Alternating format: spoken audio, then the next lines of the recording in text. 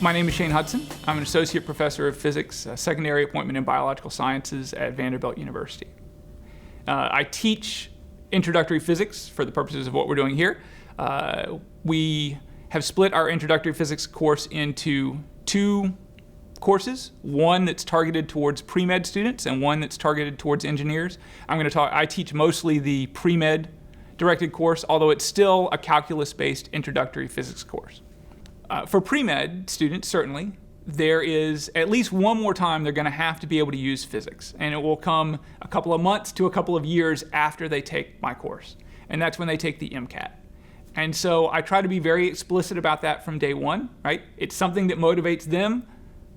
I might as well face it and use it as part of the motivation for the classroom.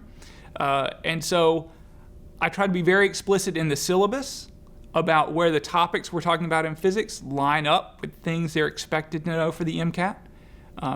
They just released a brand new report on sort of scientific foundations for future physicians. It had all these competencies that students are supposed to know, and so we lined those up with the syllabus and made that available to the students from the start of the semester. And then as we went through the semester, I would mention in class a little bit, not a great deal in class about the MCAT, but we had a few questions that we really did pull from the MCAT, and we did those as example questions in class. The students know they need to be able to at least refresh their knowledge of physics before that exam, and so the more they learn now, the less they'll have to do then.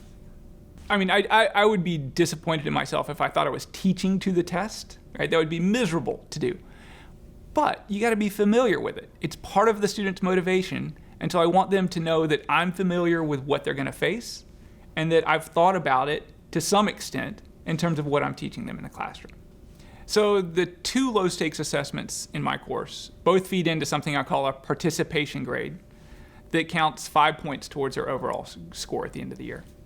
And those are some online warm-up questions, which are open-ended questions where basically I ask them a question about the real world, something concrete. I don't use the physics language, and the idea is they're supposed to pull out of the reading from the text for that day the connections to the physics we'll be talking about.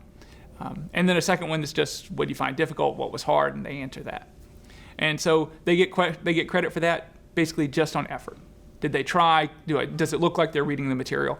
And so grading that's very quick. They did or they didn't, right? I don't spend a lot of time on it. The second one is using clickers in class. Over the course of a semester, I probably ask about 150 clicker questions. So there's 3 to 10 of them each day. Right? That's sort of the basis of what's going on in the classroom. And the students get some credit for that. Largely, they get some number of points for getting it right. 5 is what I use, or 7 is what I use for getting it right. 5 for answering it all. And so the only way they really hurt themselves is if they don't participate, if they don't answer the questions. At the end of the semester, I add it all up, and they only have to get about 75% of all the points that were available to get their full 5 points of participation credit. So that takes away, right, that makes it even a little bit more lower stakes. You can forget your clicker one day, your batteries can die, and it's not the end of the world. You're still going to get the full participation credit. You don't have to do everything, but you got to do most of it. Well, remember, these are pre-med students, so they are definitely grade motivated. No doubt about that. You have to meet them where they are, right? They're grade motivated, so you use that. If they realize, 5 points can make the difference between B minus, B plus, A minus, right? These matter. And so they're willing to do it with just a few points put on the line, right? So that's sort of how I motivate them to do it initially. The points are there to get them to try it. And hopefully by the time they get through the first or second exam of the semester, they realize that these low-stakes assessments have gotten them ready to do well on those, right? And so that means being very careful about tying in exam questions to questions they've seen with the clickers or questions they've seen as the warm-ups before class. And I have to be very explicit about that. I mean, there will be probably a question on the exam that is an exact copy of a clicker question and a few more that are modifications, so they have to think a little bit more on them, right? But they have to know that it's coming up and that these things are going to help them when assessments come along that will have a much bigger impact on their grade. I think one of the biggest problems students come in is not only misconceptions about physics or thinking that they're not good at physics, is that they don't know how to learn physics. And so, yeah, a few points on the line initially to get them to try these methods, and then they realize, oh, this is working. I'm learning something. There's things that are sticking. When I go back to study for the exam, it's not all new to me. I'm not just memorizing formulas or memorizing a few key concepts. This stuff has been drilled in because I've used it over and over again. In terms of how the low-stake assessments prepare students for what I really do expect them to be able to do on an exam, which is more than simple plug and chug with formulas. It's really having a deep conceptual understanding of the physics.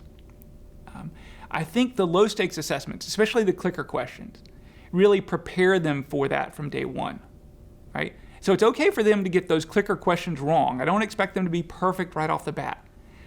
But they see what the expectations are for what they have to do later. And so the clicker questions can't be in themselves simple plug and chug. They have to be involved conceptual questions. So it's this balance, right? You don't want one of the clicker questions to take up more than 5 minutes of class, right? But it's got to be well targeted to some concept that you want them to deeply understand, and they have to think just a little, but they don't have to do in-depth calculations or anything like that, right?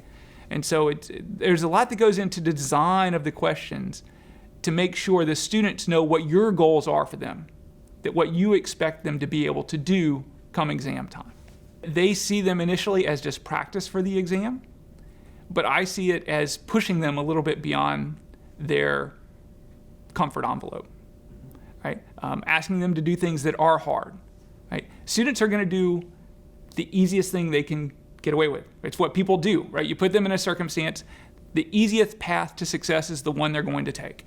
And so you've got to make the things you don't want them to do hard and the things you do want them to do easy.